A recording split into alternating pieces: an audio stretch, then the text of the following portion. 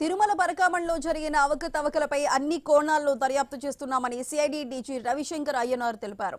పరకామణి లెక్కింపు కేంద్రం, CCTV command control centre ప్రాంతాలను పరిశీలించామని వివరించారు. ఆధారాలను సేకరించి డిసెంబర్ 2 లోపు హైకోర్టుకు అందజేస్తామన్నారు. ఏదైతే ఇచ్చిందో దాన్ని పట్టుకొని ఇప్పుడు మా సిఐడి టీం మొత్తం తీసుకొచ్చేసి వాళ్ళందరూ కూడా డ్యూటీలు అప్పచెప్పడం జరిగింది. దాంట్లో భాగంగా పరకామణి కౌంటింగ్ సెంటర్ కూడా వచ్చి చూసినాము. తర్వాత కమాండ్ కంట్రోల్ రూమ్ అన్ని కూడా చూసిన తర్వాత ఆ రోజు జరిగిన సంఘటనలో క్యాప్చర్ అయిన సీసీటీవీ ఫుటేజెస్ ఏదైతే ఉందో అదంతా కూడా ఇక్కడ ఉంది. కాబట్టి మిగతా టీం మెంబర్స్ అందరితో పాటు కూర్చొని దాన్ని దీర్ఘంగా విశ్లేషించడం జరిగింది.